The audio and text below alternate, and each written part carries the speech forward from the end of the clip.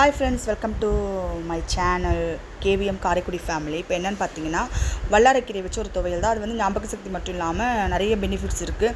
So அது எப்படி பண்ணலான்னு பார்க்கலாம். ரொம்ப ஈஸி தான். எப்போவுமே நம்ம அரைக்கிறோம் இல்லையா துவையல், அது மாதிரி உரப்பு உங்களுக்கு வேணும்னா கூட வச்சுக்கோங்க, இல்லை வேணான்னா கம்மியாக வச்சுக்கோங்க. குழந்தைங்களுக்கு ரொம்ப நல்லது. ஸோ இதை வந்து தோசையாகவும் செஞ்சு சாப்பிடலாம். இதை நான் வந்து இன்னொரு வீடியோவில் போட்டு காட்டுறேன் தோசை எப்படி செய்யுதுன்னு. அதுக்கு ஒரு வானலில் 2 டேபிள் ஸ்பூன் போல் நல்லெண்ணெய் ஊற்றிக்கோங்க.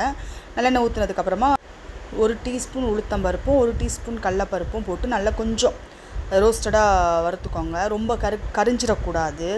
அந்த மாதிரி நல்லா வறுத்து எடுத்துக்கோங்க. இல்லை நீங்கள் தனித்தனியாக போட்டு வறுப்பினாலும் ஓகே, உங்களோட விருப்பம் தான். ஆனால் ரெண்டும் சேர்ந்து நல்லா நான் வறுத்து எடுத்துக்கிட்டு அதுக்கு வந்து நான் கொஞ்சம் உரப்பு கம்மியாக இருக்கிறதுக்காண்டி 3 வரமிளகா போட்டிருக்கேன். உங்களுக்கு வேணும்னா நீங்கள் 5 போட்டுக்கலாம், இல்லை ரொம்ப கம்மியான 1 போட்டுக்கலாம்.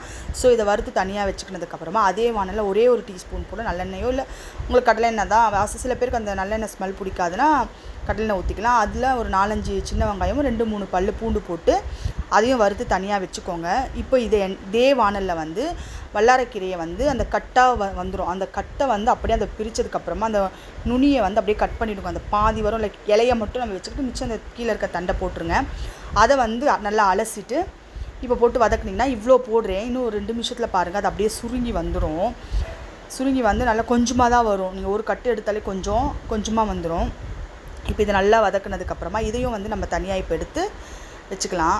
இங்கே பாருங்கள் எவ்வளோ சுருங்கி வந்துருச்சு பாருங்கள். நம்ம எவ்வளோ போட்டு அந்த வானல் ஃபுல்லாக இருந்துச்சு, பட் ஆனால் இப்போ பார்த்தீங்கன்னா சுருங்கி வந்துச்சு. இதையும் எடுத்து வச்சுக்கோங்க தனியாக.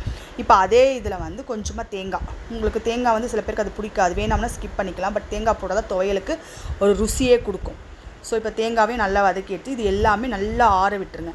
ஆற விட்டதுக்கப்புறமா மிக்ஸி ஜாரில் கொஞ்சமாக உப்பும் ஒரே ஒரு சின்ன துண்டு புளி போட்டு லைட்டாக தண்ணி, ரொம்ப தண்ணி ஊற்றக்கூடாது, கொஞ்சமாக தண்ணி ஊற்றி இந்த ஸ்டேஜுக்கு நல்லா அரைச்சதுக்கப்புறமா இதை வந்து தாளித்தாலும் ஓகே, தாளிக்கலனாலும் ஓகே. நான் தாளிக்கல, அப்படியே தான் சாப்பிட போகிறோம்.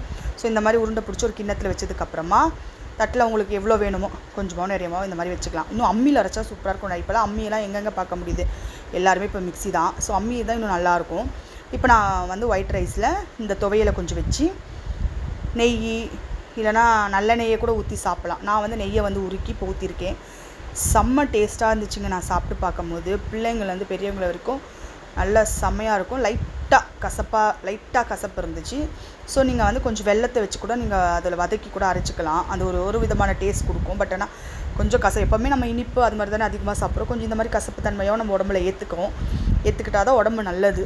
எப்போவுமே இனிப்பாகவே சாப்பிடலாம். ஸோ வேறு லெவலில் இருந்துச்சு ஃப்ரெண்ட்ஸ், செம்ம டேஸ்ட்டாக இருந்துச்சு. இதே மாதிரி இதே அளவில் நீங்கள் செஞ்சு பார்த்துட்டு எப்படி இருக்குன்னு எனக்கு சொல்லுங்கள். நான் வேறு ஒரு டிஷ்ஷோட நெக்ஸ்ட் வீடியோவில் நான் சந்திக்கிறேன். பாய்.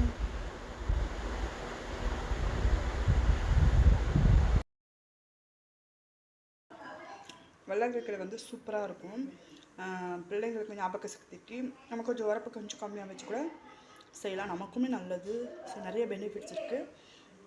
செஞ்சு பார்த்துட்டு எப்படி இருக்குன்னு எனக்கு கமெண்ட் பண்ணுங்கள். நல்லெண்ணெய் கூட ஊற்றி சாப்பிடலாம், சூப்பராக இருக்கும் ஃப்ரெண்ட்ஸ். நெக்ஸ்ட் வீடியோ சந்திப்போம். பாய்.